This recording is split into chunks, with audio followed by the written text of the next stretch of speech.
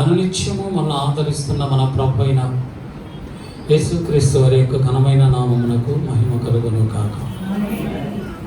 ఇప్పుడు వచ్చిన మీ అందరికీ మన ప్రభు అయిన యేసుక్రీస్తు నామములో నా తరఫున, మా కుటుంబం తరఫున, వస్తున్న వర్షిప్ సెంటర్ తరఫున నా హృదయపూర్వకమైనటువంటి వందనాలు తెలియజేస్తున్నాను. Praise the lord. Hallelujah, hallelujah. ఈ పునరుద్ధాన దినమందు ప్రభు మనకి ఇచ్చినటువంటి వాగ్దానం చదవండి. యెషయా గ్రంథం 9వ అధ్యాయం 7వ వచనాల గురించి కొద్ది నిమిషాలు ప్రభువుని ధ్యానించుకుందాం. ఇది మొదలుకొని మితి లేకుండా దానికి వృద్ధియు క్షేమమును కలుగునట్లు సర్వకాలము దావీదు సింహాసనమును రాజ్యమును నియమించను. న్యాయం సైన్యములకు అధిపతియగు యెహోవా ఆసక్తి కలిగి దీనిని నెరవేర్చును.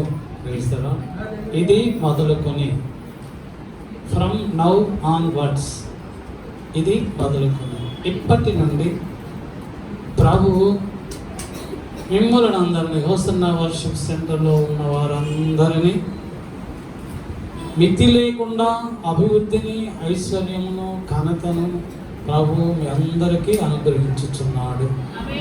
Praise the lord. హల్లెలూయా. అట్టి ఆశీర్వాదము ప్రభు యొద్ద నుండి మీరందరూ పొందుదురుగాక. ఆమేన్. హోషేయ గ్రంథం 2వ అధ్యాయం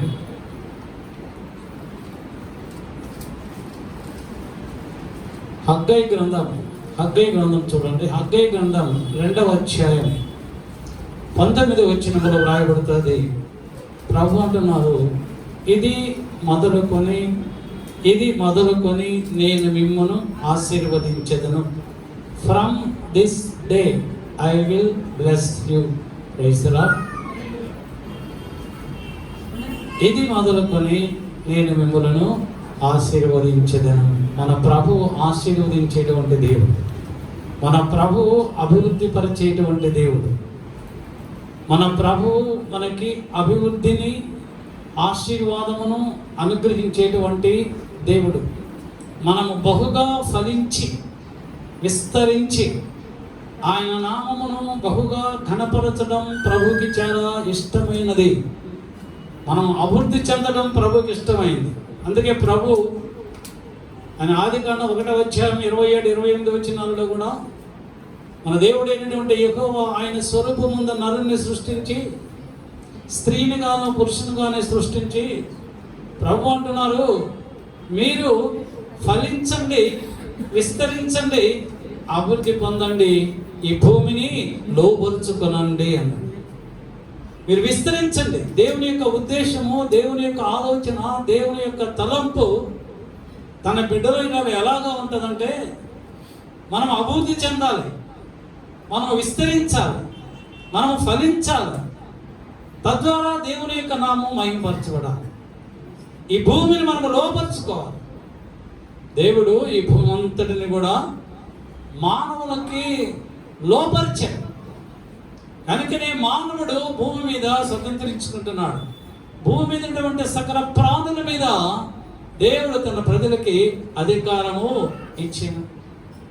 ఆదాముతో ఉంటున్నాడు, ఆదామా, ఈ తోటలో ఉన్నటువంటి జీవులన్నీ కూడా, జంతువులన్నీ కూడా నీ మాటకు లోబడతాయి, నీ అధికారములకు లోబడతాయి. నువ్వు ఏ పేరు పెడితే ఆ పేరే వాటికి ఉంటుంది. మనం అభివృద్ధి చెందడం మన ప్రభుకి ఇష్టం. ఆదికాండం 9వ అధ్యాయం 1వ వచనంలో దేవుడు నోవాహుతో అంటున్నాడు, నోవాహు, మీరు ఫలించి అభివృద్ధి పొంది ఈ భూమిని నింపండి. మీరుగానే ఉండద్దు, మీరుగానే ఉండద్దు. మీరు ఫలించండి, అభివృద్ధి పొందండి, విస్తరించండి. ఈ సంతానముని ఈ భూమి అంతా కూడా నింపండి.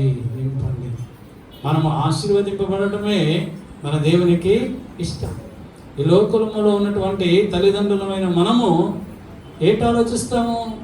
మన బిడ్డలు బాగా ఉండాలని, మంచి ఉద్యోగాలు చేయాలని, మంచి వ్యాపారాలు చేయాలని, మంచిగా ఆస్తులు సంపాదించుకోవాలని, ఏ బాధలు ఉండకూడదని, కన్నీరు రాకూడదని, కష్టాలు ఉండకూడదని రోజు ప్రార్థన చేస్తాం. అంటే మన బిడ్డల క్షేమము కొరకు, వారు ఫలించాలని, వారు అభివృద్ధి చెందాలని మనము ప్రార్థన చేస్తాం. అదే విధముగా మనకు పరమ తండ్రి అయినటువంటి మన ప్రభువు కూడా తండ్రి కుడి పార్శ్వమున సింహాసనాసీనుడై కూర్చుండి, ఆయన కూడా మన పక్షముగా ఉత్తరవాదిగా ఉండి తండ్రి అయిన దేవునికి మన అభివృద్ధిని గురించి, మన క్షేమమును గురించి, మన ఆశీర్వదింపబడాలని ఆయన విజ్ఞాపన చేస్తూ ఉన్నాడు. మన ప్రభువు మన పక్షముగా విజ్ఞాపన చేస్తూ ఉన్నాడు. మనందరము ఆశీర్వదింపబడటానికి ఆయన చిత్తము. దావీదు మహారాజు రాసినటువంటి కీర్తన 131వ కీర్తన 3వ వచనాన్ని చదువుకుందాం. 131:3. ఇశ్రాయేలు ఇది మొదలుకొని నిత్యము యెహోవా మీదనే ఏం పెట్టుకోవాలి? ఆశ పెట్టుకొనుము. ఇశ్రాయేలు ఇది మొదలుకొని ఇప్పటి వరకు నువ్వు ఎవరి మీదో ఆశ పెట్టుకున్నావు? ఇప్పటి వరకు నువ్వు ఎవరి మీదనో ఆశ పెట్టుకున్నావు? నీ తల్లిదండ్రుల మీదనో, లేకపోతే నీ బంధువుల మీదనో, అధికారుల మీదనో. ఎవరో వస్తారు, ఎవరో చేస్తారు, ఏదో ఇస్తారని వాళ్ళ వైపు చూస్తూ వాళ్ళ మీద ఆశ పెట్టుకుని ఉన్నావు. కనుకనే నీవు ఆశీర్వదింపబడలేదు, కనుకనే నువ్వు అభివృద్ధి చెందలేదు. నువ్వు ఎక్కడున్నావు అంటే, ఎక్కడున్నావు గొంగలి అంటే వేసింది నువ్వు ఎక్కడైతే వేసావో అక్కడే ఉన్నాను అన్నట్టుగా ఎదుగులేనటువంటి జీవితం, అభివృద్ధి లేనటువంటి జీవితం, నిరాశతో ఉన్నటువంటి జీవితంలోనే నువ్వు ఉన్నావు.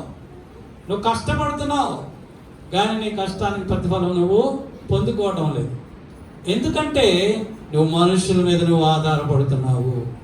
ఓ ఇశ్రాయేలు, నువ్వు ఆశీర్వదింపబడాలి అంటే, అభివృద్ధి చెందాలి అంటే, ఫలించాలి అంటే నీవు నీ దేవుడైనటువంటి యెహోవా మీద నువ్వు ఆశ పెట్టుకో.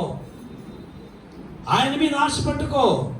ఆయన ఆనుకో. నువ్వు ఆయన మీద ఆధారపడు. నువ్వు ఆయనే నిన్ను అభివృద్ధి చేసేటువంటి దేవుడు, ఆయనే నిన్ను ఫలింప చేసేటువంటి దేవుడు, ఆయనే నిన్ను స్వస్థపరిచేటువంటి దేవుడు, ఆయనే నిన్ను ఆదుకునేటువంటి దేవుడు. ఆదికాండం 17వ అధ్యాయం 2వ వచనంలో దేవుడైన యెహోవా అబ్రహాముతో అంటున్నాడు.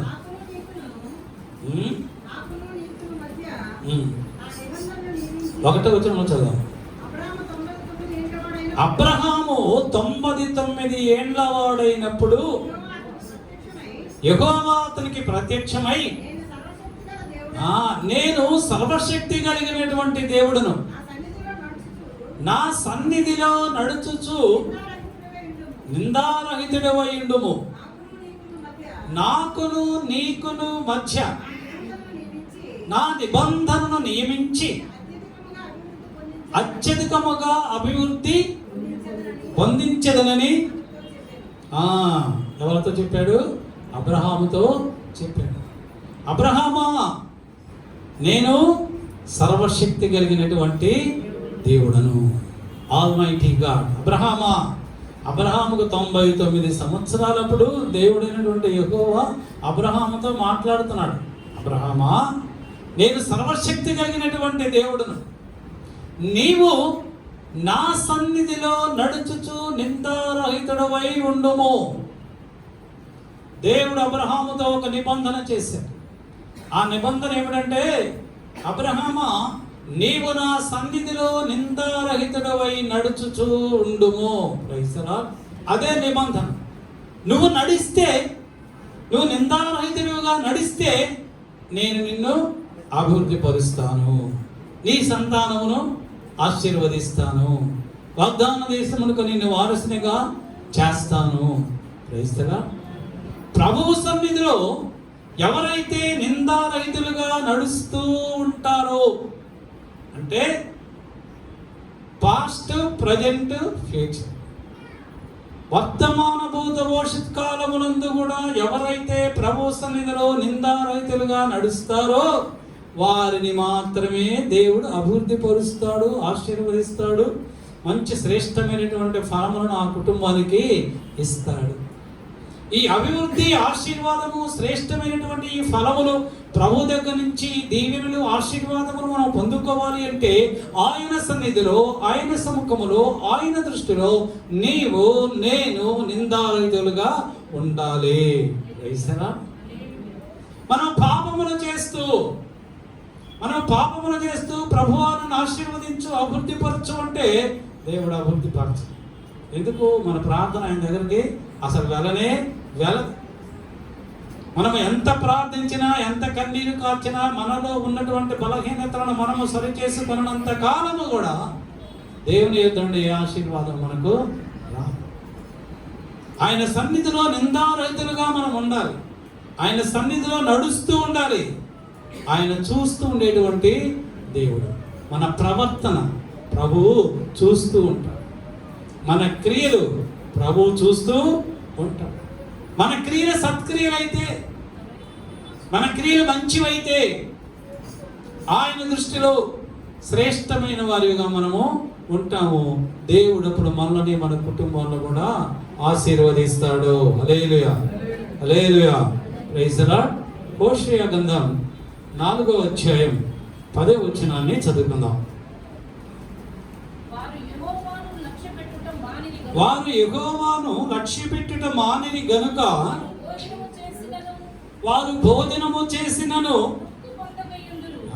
తృప్తి పొందక ఇందురు. వారు భోజనం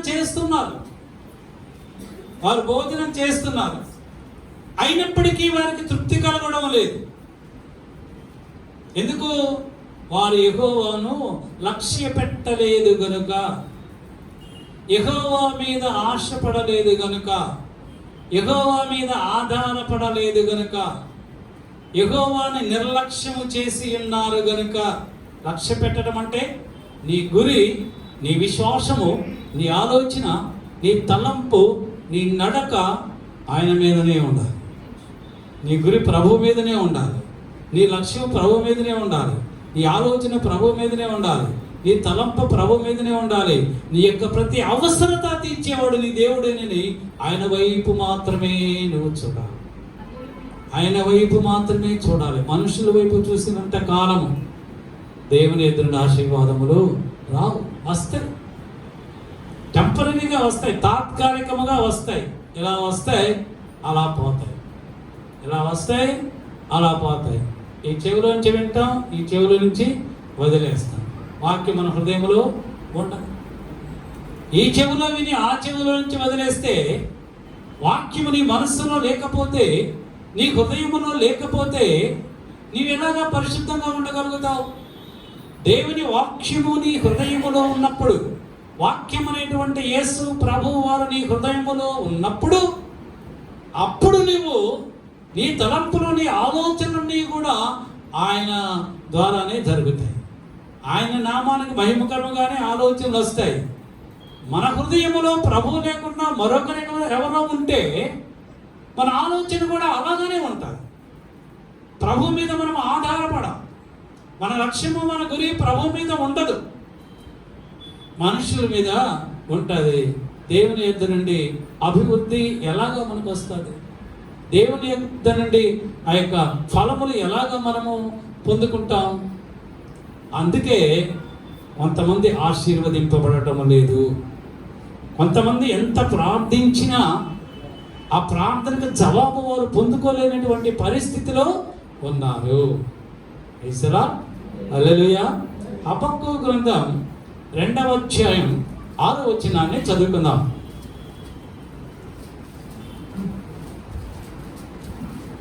హబక్కూకు గ్రంథం 2వ అధ్యాయము 6వ వచనం. తనది కాని దానిని ఆక్రమించి అభివృద్ధి నొందిన వానికి శ్రమ. చాలు, గమనించండి. తనది కాని దానిని ఆక్రమించి, తనది కాని దానిని ఆక్రమించి అభివృద్ధి నొందిన వానికి శ్రమ తనది కాదు. కానీ ఇతరులది అన్యాయముగా ఎవరైతే ఆక్రమించి అభివృద్ధి చెందుతారో, ఇతరులది ఆక్రమిస్తే అభివృద్ధి చెందుతారా అని మీరు నన్ను అడగచ్చు. అభివృద్ధి చెందుతారు. మన స్థలం ఉంది, ఆ పక్కడు కూడా కలుపుకున్నాం అనుకో, 2 స్థలాలు వచ్చినాయి కదా, అది కూడా అమ్మేస్తాం. అంత కాదు అయినా దాన్ని అమ్మేస్తే డబ్బు మనకు వస్తుంది కదా. మనం 4 అంతస్తుల బిల్డింగులు, బెంచ్ కార్లు ఇవన్నీ కొనుక్కోవచ్చు కదా. మనం చూస్తున్నాం కదా, రోజు పేపర్లో న్యూస్లో చూస్తున్నాం కదా. ఆ అన్యాయంగా తనది కాని దానిని ఆక్రమించుకొని అభివృద్ధి నొందిన వాళ్ళు చాలా మంది ఉన్నారు. వారందరికీ కూడా శ్రమ, వారందరికీ కష్టం, వారందరికీ తీర్పు ఉంటుంది. ఏదో ఒక దినమున తీర్పు ఉంటుంది. కనుక ఆక్రమించుకోకూడదు. ఎవరిది అన్యాయముగా తీసుకొనకూడదు. ఇతరులది ఆక్రమించుకోవడం అంటే, అన్యాయంగా డబ్బు తీసుకొని అభివృద్ధి చెందడం అంటే లంచాలు తీసుకోవటం. అది మనది కాదు కదా. అందరికి తెలుసా? మీకు అందరికి తెలుసు కదా. యోహాన్ ఏమంటాడు వాళ్ళతోటి? కొంతమంది ఉద్యోగస్తులు వచ్చి అడుగుతారు, యోహాన్ మమ్మల్ని ఏం చేయమంటావు అంటే, యోహాన్ ఏమన్నాడు? ప్రవక్త అయినటువంటి యోహాను, బాప్తిసం ఇచ్చే యోహాను ఏమన్నాడు? ప్రభుత్వం వారు మీకు ఇచ్చినటువంటి మీ జీతాలు మీరు తీసుకొని మీరు తృప్తి పొందండి, లంచాలు మీరు తీసుకోవద్దు. ఎందుకు? లంచం అంటే అన్యాయంగా తీసుకోవటమే కదా.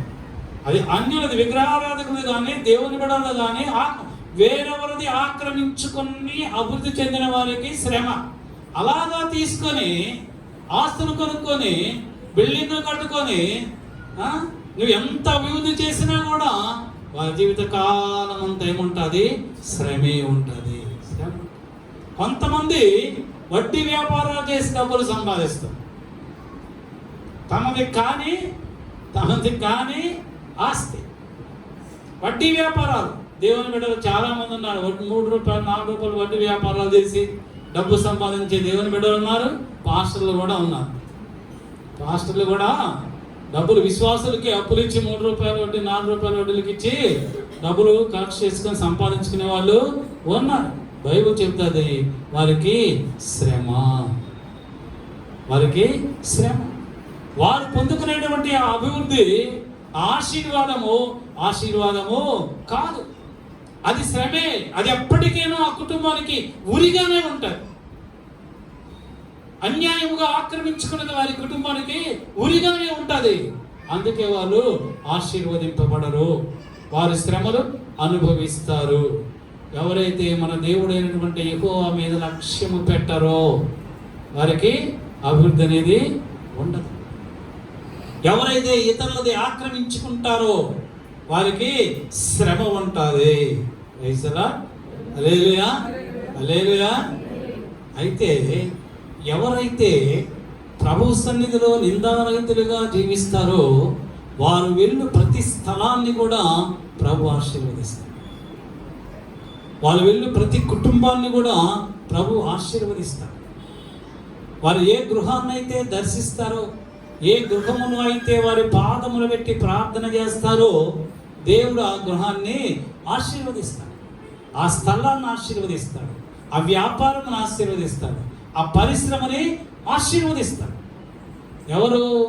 ఎవరు అడుగు పెడితే, ఎవరైతే ప్రభు చేత ఏర్పాటు చేసుకొనబడి ప్రభు దృష్టిలో నిందారహితులుగా ఉంటారో, యథార్థముగా జీవిస్తారో వారు పాదము పెట్టిన యొక్క స్థలము విస్తారముగా ఆశీర్వదింపబడతారు.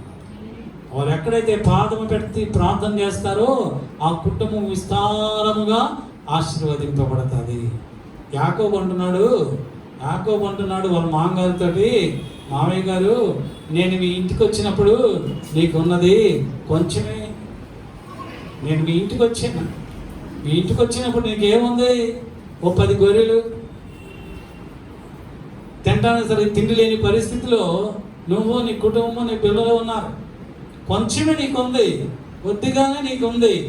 కానీ నేను మీ ఇంటిలో పాదము పెట్టిన తరువాత నా దేవుడు మిమ్మల్ని విస్తారముగా ఆశీర్వదించెను. చదవండి ఆదికాండము 30వ అధ్యాయం 30వ వచనం. ఆదికాండం 30వ అధ్యాయం 30వ వచనం. 30వ అధ్యాయం 30వ వచనం. నేను రాకమునపు నీకుండినది కొంచెమే, అయితే అది బహుగా అభివృద్ధి పొందెను. నేను పాదము పెట్టిన చోటల్లా యెహోవా నిన్ను ఆశీర్వదించెను. నా దేవుడు నిన్ను ఆశీర్వదించాను. మామగారు, నీ దేవుడు నిన్ను ఆశీర్వదించరా? నేను మీ ఇంటిలో నా పాదం పెట్టిన తర్వాత విస్తారమైనగా నా దేవుడు నీ కుటుంబాన్ని ఆశీర్వదించాడు. క్రైస్తలా మనము ప్రభు సన్నిధిలో యథార్థంగా మనము జీవిస్తే, వారు ప్రార్థన చేస్తే ఆకాశం అన్నటువంటి దేవుడు వారి ప్రార్థన ఆలకిస్తాడు. వారు ఏ కుటుంబాలైతే వారి గుమ్మం లోపలకు వచ్చి పాదము పెట్టి ప్రార్థన చేస్తారో దేవుడు వారి ప్రార్థనని ఆలకిస్తాడు. ఆ కుటుంబాన్ని అభివృద్ధి పరుస్తాడు. ఎలాగా ఎంత అభివృద్ధి పరుస్తాడు? విస్తారమైనటువంటి దీవెనలు, ఆశీర్వాదములు, అభివృద్ధి, ఘనత వారికి ఇస్తాడు. యాకోబు అంటున్నాడు, నేను వచ్చినప్పుడు మీ ఇంటి నీకున్నది చాలా కొంచెం ఉంది, చాలా కొంచెం ఉంది. ఇప్పుడైతే విస్తారముగా నా దేవుడు నిన్ను ఆశీర్వదించాడు. పరిశుద్ధులు పాదములు పెట్టినటువంటి ప్రతి స్థలాన్ని, ప్రతి కుటుంబాన్ని, ప్రతి వ్యాపారాన్ని, ప్రతి ఫ్యాక్టరీని కూడా ప్రభువు ఆశీర్వదిస్తాడు. మన దేవుడైన యెహోవా యెహోషువతో అంటున్నాడు, యెహోషువ నేను మోషేతో చెప్పినట్లు మీరు అడుగుపెట్టు ప్రతి స్థలమును మీకు ఇచ్చుచున్నాను. యెహోషువ గ్రంథం 1వ అధ్యాయం 3వ వచనం చదవండి. నేను మోషేతో చెప్పినట్లు మీరు అడుగుపెట్టు ప్రతి స్థలమును మీకు ఇచ్చుచున్నాను. 9వ వచనం చదువు. నేను నీకు ఆజ్ఞ ఇచ్చి ఉన్నాను కదా, నిబ్బరము కలిగి ధైర్యముగా ఉండుము, దిగులు పడకము, జడియకము. నీవు నడుచు మార్గమంతటిలో నీ దేవుడైన యెహోవా నీకు తోడై ఉండును. హల్లెలూయా, హల్లెలూయా. మోషే చనిపోయిన తరువాత దేవుని ప్రజల్ని ఆ కనాను దేశానికి తోడుకొని వెళ్ళడానికి యెహోషువని దేవుడు నాయకుడిగా చేసిన తర్వాత యెహోషువ నాయకత్వంలో దేవుని ప్రజలు ఉన్నారు. అప్పుడు దేవుడు మోషేకు తోడై అన్న దేవుడు యెహోషువతో చెప్తున్నాడు, యెహోషువ నా కుమారుడా, నేను మీ గురువుగారైన మోషేకి ఏ విధముగా తోడై ఉన్నానో అదే విధముగా నేను నీకు కూడా తోడుగా ఉండి నీవు ఏ ప్రదేశానికి వెళ్తావో అదంతా నేను నీకు స్వాస్థముగా ఇస్తాను. నువ్వు ఏ రాజ్యం మీదకి వెళ్తావో ఆ రాజ్యాన్ని నీకు స్వాస్థంగా ఇస్తాను. నీకు వ్యతిరేకముగా ఏ రాజ్యము నిలువనేరదు. ఎంత బలవంతులైన రాజులందరినీ కూడా నువ్వు జయిస్తూ నా ప్రజలని నువ్వు పాలుతేనెలు ప్రవహించు కనాను దేశంలో తోడుకుని వెళ్తావు.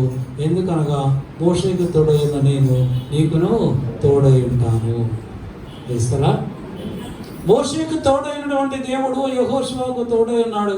యెహోషువకు తోడైనటువంటి దేవుడు నీకును నాకును కూడా తోడై ఉన్నాడు. మనందరికీ తోడై ఉన్నాడు. మనము నడుచు మార్గములో ఆయన సన్నిధి మనకు తోడుగా ఉంచుచున్నాడు. తెలుస్తారా? హల్లెలూయా. మన ప్రభు మనకు తోడైనటువంటి దేవుడు. ఆయన మీద ఆశ పెట్టుకున్న వారిని ఆయన నిరాశపరిచేటువంటి దేవుడు కాదు. ఆయన సన్నిధిలో నీవు నేను నిందారహితులుగా ఉన్నప్పుడు ఆయన మనకు ఉన్నతమైనటువంటి స్థితిని ఇచ్చేది. ప్రభువు మనకు తోడుగా ఉంటే మనకి ఇంకేం కావాలి? వేసారా? తృప్తిగా భోంచేస్తామండి. ఏం చేస్తాం? తృప్తిగా భోంచేస్తాం, హాయిగా నిద్రపోతాం. వేసారా? ఇంతకంటే ఇంకేం కావాలి మనిషికి? నువ్వు ఏదో అన్నీ ఉన్నాయి టేబుల్ మీద, తినుబండాలు ఎన్నో పెట్టారు. కానీ నువ్వు తినడానికి నీకు యోగ్యత లేదు, అవన్నీ తిన్నా నీకు తృప్తి లేదు. ఎందుకు జీవితం? జలగలాంటి జీవితం అవసరమా చెప్పండి? జలగలాంటి జీవితం అవసరం మనకి? జలగ ఏం చేస్తుంది? దానికి అంత రక్తం పీల్చినా దాని తృప్తి అనేది ఉండదు. రక్తం పీలుస్తున్నప్పుడు మనం వెళ్ళి దాన్ని గట్టిగా లాగేస్తే అది రాదు, అదే రాదు, తెగిపోద్దు, ముక్కలవుతుంది కానీ అది రాదు. తెలుసా మీకు? తెలుసా? చాలా తక్కువ మందికి తెలుసు. పల్లెటూరు నుంచి వచ్చిన వాళ్ళకి తెలుస్తుంది. నాకు తెలుసు బాగా జలగల ఎలాగా ఉంటుంది. గట్టిగా లాగేస్తే అది తెగి వస్తుంది కానీ దాన్ని పట్టుకున్న దానిని విడిచిపెట్టదు. తృప్తి లేని జీవితం, అటువంటి జీవితం మనకి అక్కర్లేదు. తృప్తిగా భోజనం చేయాలి. అలాగా కూర్చున్నాం అనుకో సోఫాలో కుర్చీలో, అలాగా నిద్రపోవాలి. వెంటనే నిద్ర వచ్చేయాలి. కొంతమందికి నిద్ర రాదు, గంటలు గంటలు గంటలు. కొంతమంది పుస్తకాలు చదివితే నిద్ర వస్తారు, పుస్తకాలు చదువుతారు. పుస్తకాలు చదివినా నిద్ర రాదు. ఎవరైతే హాయిగా నిద్రపోతారో వారు ప్రభు చేత ఆశీర్వదింపబడిన వారు, వారితో ప్రభు ఉన్నారు. వయసులా ఏది కొంచెం తింటే చాలండి, తృప్తిగా ఉంటుంది. అలా పనుకోగానే అలాగా ఎక్కడికో వెళ్ళిపోవచ్చు నిద్ర. వయసులా ప్రభు నాకు ఇచ్చినటువంటి వరము చాలా కొంచెం తృప్తిగా భోంచేస్తాను. అది ఏదైనా పచ్చడి మెతుకులైనా తృప్తిగా భోంచేస్తాను. భోంచేసి ప్రార్థన చేసుకునే వెంటనే విత్ ఇన్ నో టైం అస్సలు మెలకు రాదు. మళ్ళా తెల్లవారుజాము 4 గంటలకి మెలకు వస్తుంది. ఈలోపు మెలకు రాదు, ఫోన్ చేసిన మెలకు రాదు, ఒక్కోసారి మేడం గారు దండ తరుపు పెట్టినా మెలకు రాదు. దేవుడు నాకు ఇచ్చినటువంటి కృప అని. కనుక తృప్తిగా మనము భోంచేసాక మనము కొనుక్కోవాలి. ప్రభు ఎవరికైతే తోడుగా ఉంటాడో దేవుడు వారికి అభివృద్ధిని, ఐశ్వర్యమును, ఘనతను ఇస్తాడు. 115వ కీర్తన 4వ వచనాన్ని చదువుకుందాం.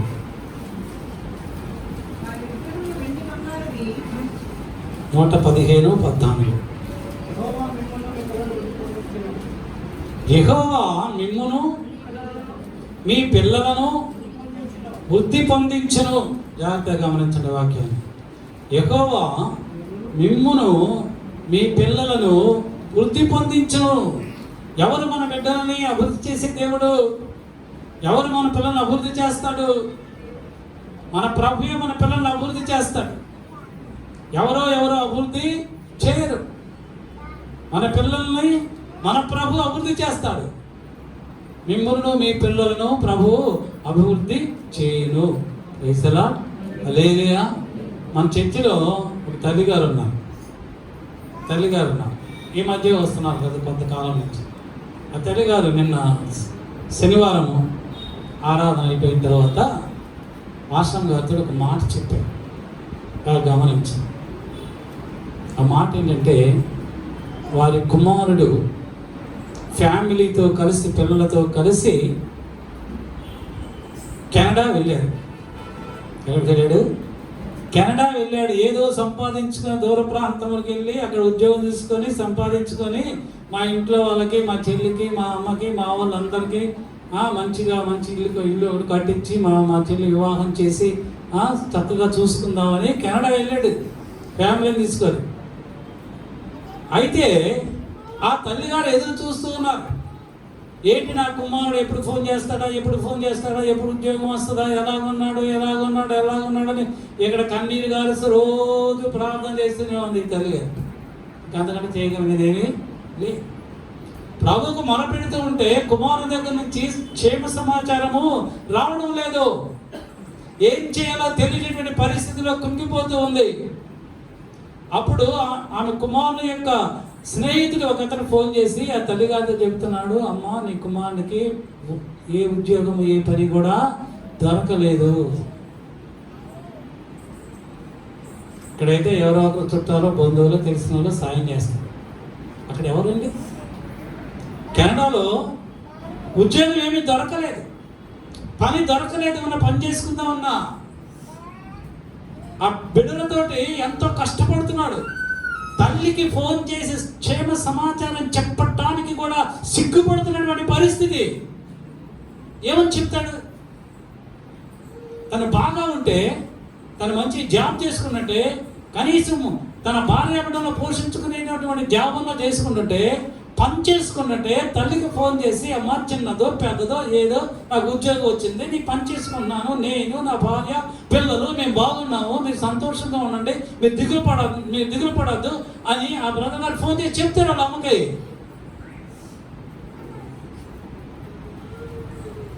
మరి ఏ పని చేయట్లేదు, ఏ పని దొరకలేదు. తెలుసురా, ఆ బాబు పేరు శ్రీని. ఇంకెందుకు చెప్తున్నారంటే, మీరు అందరూ కూడా ఆ బిడ్డ కొరకు మీరు ప్రార్థన చేయండి. తెలుసురా, ఆ శ్రీని కొరకు, తన భార్య బిడ్డల కొరకు కెనడాలో మంచి జాబ్ దొరకాలని, మంచి పని దొరకాలని, దేవుడు వారికి తోడై ఉండి వారిని ఆశీర్వదించాలని, అభివృద్ధి పరచాలని, వారి కుటుంబానికి ఆదరణ కలిగేటువంటి, ఆదరణ ఇచ్చేటువంటి బిడ్డగా ప్రభు ఏర్పాటు చేసుకోవాలని మీరందరూ సంఘం అంతా కూడా ప్రార్థన చేయండి. చేస్తారా? చేస్తారా? Praise the lord. శ్రీను ఆ బాబు పేరు. ప్రభు ఆ కుటుంబాన్ని బహుగా ఆశీర్వదించను గాక. ఆ శ్రీను బాబుకి మంచి జాబ్ కానీ, మంచి పని కానీ కెనడాలో దొరికినట్లుగా ప్రభు ఆశీర్వదించను గాక. Amen, amen, amen. Praise the lord. Hallelujah, hallelujah. మనము కనుక మనమందరము గమనించండి, మనమందరము ఏక మనస్సుతో ఆసక్తితో ప్రభు సన్నిధిలో ప్రార్థన చేస్తే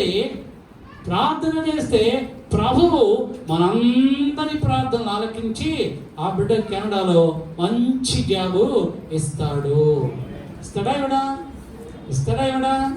ఆసక్తితో ప్రార్థన చేస్తే ఇస్తాడు కదా. Praise the Lord. యాకోబు రాసినటువంటి పత్రిక 5వ అధ్యాయము 17-18 వచనంలో రాయబడుతుంది, ఏలియా మన వంటి స్వభావము కలిగినటువంటి మనుష్యుడే. వర్షము కురువకుండునట్లు ఆసక్తితో ప్రార్థన చేయగా 3.5 సంవత్సరముల వర్షము ఆ దేశంలో కురువలేదు. Praise the lord.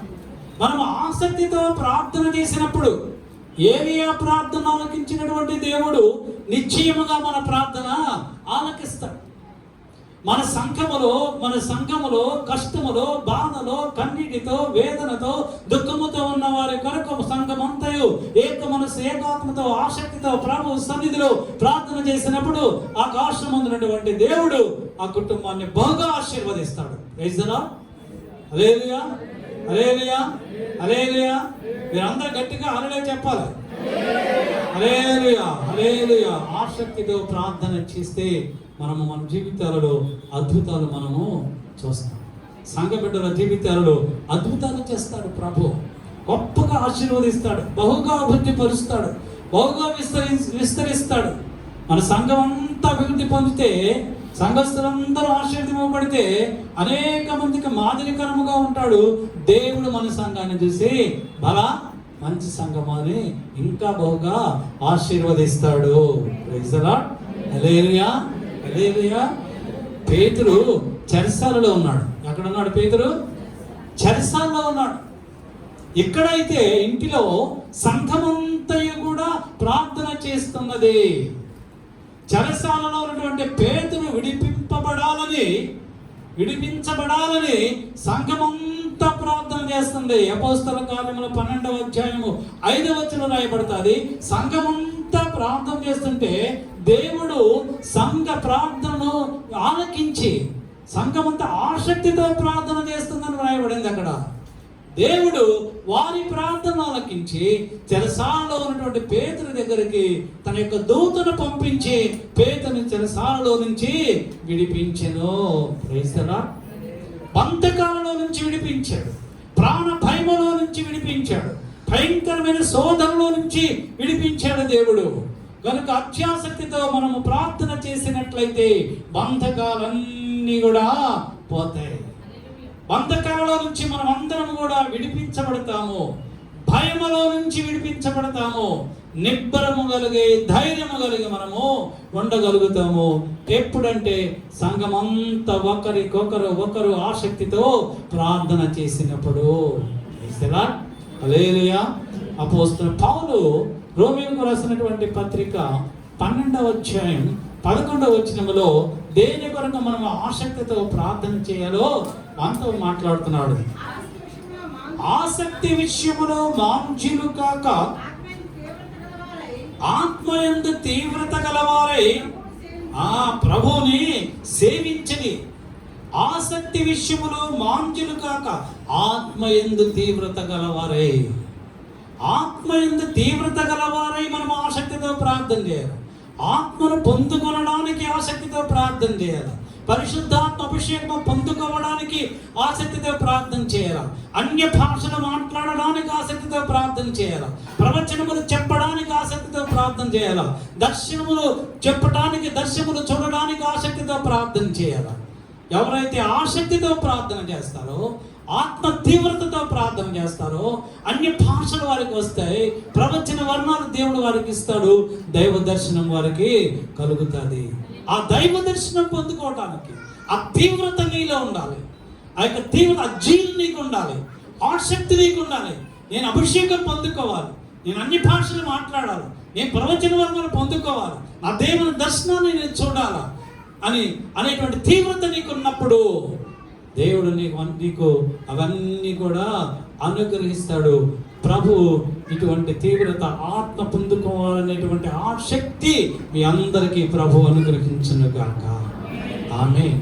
కృపావరములు పొందుకోవాలనేటువంటి ఆసక్తి మనకు, కృపావరములు పొందుకోవాలనేటువంటి ఆత్మ తీవ్రత మనకి ఉండాలి. చదవండి కొరింథీయులకు రాసినటువంటి పత్రిక, 1వ కొరింథీయులకు రాసినటువంటి పత్రిక 12వ అధ్యాయం 31వ వచనం చదువుకుందాం. కృపావరములలో శ్రేష్టమైన వాటిని ఆసక్తితో అపేక్షించుడి. కృపావరములలో శ్రేష్టమైన వాటిని ఆసక్తితో అపేక్షించడానికి, పొందుకోవటానికి, ఆసక్తితో కృపావరములు పొందుకోవటానికి ఆత్మలో తీవ్రత కలిగిన వారమై మనము ప్రార్థన చేసినప్పుడు దేవుడు ఆ శ్రేష్టమైనటువంటి కృప మనందరికీ కూడా అనుగ్రహిస్తాడు. దేని కొరకు ఆసక్తితో ప్రార్థన చేయాలి? మనం దేవుని యొక్క భయములో నుంచి విడుదల పొందటానికి, కలవరాలతో నుంచి విడుదల పొందటానికి, సమస్యలలో ఉన్న వారిని ఆ సమస్యల నుంచి విడిపించటానికి ఆసక్తితో మనము ప్రార్థన చేయాలి. ఆత్మ తీవ్రతతో ప్రార్థన చేసి దేవుని యొద్ద నుండి ఆత్మ సంబంధమైనటువంటి కృపా వరములు పొందుకోవడానికి ఆసక్తితో మనము ప్రార్థన చేయాలి. తిమోతి అంటున్నాడు, అపోస్తలుడైన పౌలు తిమోతికి రాస్తున్నాడు. తిమోతికి రాసినటువంటి అపోస్తలుడైన పౌలు తీతుకు రాసినటువంటి పత్రిక 2వ అధ్యాయము 14వ వచనం చదువుకున్నాం. తీతుకు రాసిన పత్రిక 2వ అధ్యాయం. ఆయన సమస్తమైన దుర్నీతి నుండి మనల్ని విమోచించి సత్క్రియలయందు ఆసక్తి గల ప్రజలను తన కోసము పవిత్రపరచుకొని తన సొత్తుగా చేసుకొనుటకు తను తానే మన కొరకు అర్పించుకొనెను. మన ప్రభు మన కొరకు తను తాను బలిగా అర్పించుకున్నాడు. ఆయన శిలువ మరణమును పొందాడు. ఎవరి కొరకు? మన కొరకు. మనము సత్క్రియలు చేయుట కొరకు. గమనించండి, మనము ఆయన సన్నిధిలో నిందారహితులుగా ఉండడు కొరకు, మనము యథార్థముగా జీవించడు కొరకు, మనము సత్క్రియలు చేయుట కొరకు, ఆయన మన కోసం మనము మనల్ని పవిత్రులుగా ఉంచుట కొరకు, మన పవిత్రులుగా చేయుట కొరకు, మనలో నుంచి అపవిత్రతను తీసివేయుట కొరకు ఆయన మన కొరకు సిలువలో తన ప్రాణమును అర్పించాడు. క్రైస్తవులా, మన ప్రభు ఎందుకు సిలువ మరణం పొందాడు? ఎందుకు సిలువ మరణం పొందాడు? నిన్ను నన్ను నిర్దోషిగా చేయుట కొరకు, నిన్ను నన్ను పరిశుద్ధులుగా చేయుటకు, నీవు నేను సత్క్రియల యందు ఆసక్తి కలిగి సత్క్రియలు చేయుట కొరకే ఆయన తను తాను సిలువలో తన ప్రాణమును అర్పించుకున్నాడు. క్రైస్తవులా, చివరిగా కొరింథీయులకు రాసినటువంటి మొదటి పత్రిక 15వ అధ్యాయం 58వ వచనాన్ని చదువుకొని ముగించుకుందాం. కాగా నా ప్రియ సహోదరులారా, మీ ప్రయాసము ప్రభువునందు వ్యర్థము కాదని ఎరిగి స్థిరులను కదలని వారును ప్రభు కార్యాభివృద్ధి యందు ఎప్పటికీ ఆసక్తులై ఉండండి. దేంతో ఆశ కలిగి ఉండమంటున్నాడు ప్రభు మనల్ని? దేనికి ఆశ కలిగి ఉండమంటున్నాడు? ఏం చేయటానికి ఆశ కలిగి ఉండమంటున్నాడు? ప్రభు కార్యాభివృద్ధి యందు, ప్రభువు కార్యములు చేయడానికి, ప్రభువు పరిచర్య చేయటానికి, ప్రభు సువార్త ప్రకటించటానికి, ఆయన కార్యములు చేయటానికి నీవు స్థిరముగా ఉండమంటున్నాడు. నీవు స్థిరంగా ఉండాలి, కదలని వారుగా ఉండాలి, కదలని వారుగా ఉండాలి. మిగతా అన్ని విషయములలో మనము స్థిరంగా ఉంటాం, కదలని వారుగా ఉంటాం. కానీ ప్రభువు కార్యాభివృద్ధి చేయడానికి మనం కదిలిపోతూ ఉంటాం. మనం స్థిరంగా మనము ఉండం. అక్కడికి వచ్చేసరికి మనం స్థిరంగా ఉండం. ప్రభు అంటున్నాడు, నా పని చేయడంలో మీరు ఆసక్తిగా ఉండండి, నా కార్యములు చేయటంలో మీరు ఆసక్తిగా ఉండండి, స్థిరంగా ఉండండి. నా స్వార్థ ప్రకటించటమునకు మీరు స్థిరంగా ఉండండి, నా స్వార్థ ప్రకటించడానికి మీరు ఆసక్తిగా ఉండండి. ప్రభు స్వార్థ ప్రకటించడమే ప్రభువు కావాలి. వసించిపోయిన అన్ని జనాంగాన్ని ప్రభు సన్నిధిలోనికి, ప్రభు మార్గములోనికి, రక్షణలోనికి నడిపించడానికి ఆసక్తి మనము కలిగి ఉండాలి. ఎవరైతే ప్రభు కార్యాభివృద్ధిలో ఆసక్తిలో ఉంటారో ఆ కుటుంబాన్ని దేవుడు బహుగా అభివృద్ధి పరుస్తాడు, ఆశీర్వదిస్తాడు, ఫలింప చేస్తాడు, ఉన్నతమైనటువంటి స్థితిలో ఉంచుతాడు. ఇది మొదలుకొని ప్రభువు మిమ్ములను మితి లేకుండా అభివృద్ధిని, ఐశ్వర్యమును, ఘనతను మీకు అనుగ్రహిస్తాడు. ఏమంటున్నాడు ప్రభు? ఇది మొదలుకొని మితి లేనటువంటి అభివృద్ధి మీకు అనుగ్రహిస్తాను, మితి లేనటువంటి వృద్ధి మీకు అనుగ్రహిస్తాను, మితి లేనటువంటి ఆశీర్వాదములు మీకు అనుగ్రహిస్తాను, మితి లేనటువంటి ఘనత మీకు అనుగ్రహిస్తాను. అటువంటి అభివృద్ధి, అటువంటి ఘనత, అటువంటి శ్రేష్టమైనటువంటి ఫలములు, ఈవులు, ఆశీర్వాదములు మనం పొందుకోవాలి అంటే మనము చేయవలసింది ఏంటంటే ఆసక్తితో ప్రార్థన చేయాలి, ప్రభు సన్నిధిలో నిందారహితులుగా ఉండాలి, సత్క్రియలు చేయగలిగి ఉండాలి. తర్వాత మనము పరిశుద్ధులుగా మనము ఉంచుకోవాలి. ఆయన పరిచర్య చేయటంలో, ఆయన కార్యాభివృద్ధి యందు మనము ఆసక్తులై ఉండాలి. అటువంటి అనుభవం ప్రభు మీ అందరికీ అనుగ్రహించునుగాక. ఈ వాక్యం ద్వారా ప్రభు మిమ్మల్ని ఆశీర్వదించునుగాక. ఆమేన్. తరలించండి, ప్రార్థన చేస్తాం. కృపా సత్య సంపూర్ణుడవు, మహాపరిశుద్ధుడవు, మహాఖండవుకు మా ప్రభువా, మా యేసయ్యా, అర్పులమ యోగ్యులము మమ్మల్ని ప్రేమించి ఈ పునరుద్ధాన దినమందు నీ సన్నిధానమునకు తోడుకుని వచ్చి ప్రభా, నీ దాసుని కాంతం నుండి మీరు మాట్లాడేటువంటి అతి శ్రేష్టమైనటువంటి వాక్యమును బట్టి, లేఖనమును బట్టి మీకు స్తోత్రాలు దేవా. ఇది మొదలుకొని ప్రభా, శ్రేష్టమైనటువంటి అభివృద్ధిని, ఆశీర్వాదమును, ఘనతను మాకు అనుగ్రహిస్తానని నీవు మాట్లాడావు ప్రభు. ఎవరైతే నా సన్నిధిలో ఆసక్తితో ప్రార్థన చేస్తారో, నా సన్నిధిలో నిందారహితులుగా ఉంటారో, నా సన్నిధిలో పరిశుద్ధులుగా ఉంటారో, ఎవరైతే నా కార్యములు చేయటం ఏందో ఆసక్తి కలిగి ఉంటారో వారిని, వారి కుటుంబాలను కూడా బహుగా ఆశీర్వదిస్తానని ప్రభా మీరు మాట్లాడారు నాయన. వినటువంటి వాక్యమును మా హృదయంలో మేము భద్రపరుచుకొని వాక్య ప్రకారం జీవించేటువంటి శ్రేష్టమైనటువంటి కృప మాకు అందరికీ మీరు అనుగ్రహించి మీరే సకల ఘనత, మహిమ, ప్రభావములు పొందుకునమని యేసు క్రీస్తు అతి శ్రేష్టమైన నామమును బట్టి అడుగుతూ వేడుకొనుచు పొంది నామం మా పరలోకపు పరమ తండ్రి. ఆమేన్. ఆమేన్. మన పరమ తండ్రి అయినటువంటి దేవుని ప్రేమయు, మన ప్రభువును రక్షకుడైన యేసు క్రీస్తు వారి యొక్క కృపా రక్షణ, పరిశుద్ధాత్మ దేవునికి అన్యోన్య సహవాసము సన్నిధి ఇప్పుడు వచ్చినటువంటి సంఘ బిడ్డలందరికీ, ఇంకనూ రాలేకపోయినటువంటి వారందరికీ, వాక్యమును ప్రకటించిన దైవజనులు వారి కుటుంబాలకును, యూట్యూబ్ ద్వారా వాక్యములు వినిచున్న వారందరికీ, లోకములో ఉన్న సకల పరిశక్తులను ఇప్పుడును ప్రభు రాకడ పర్యంతము సదాకాలము తోడైండునుగాక. Amen. Amen. Hallelujah, hallelujah, hallelujah. Praise the lord.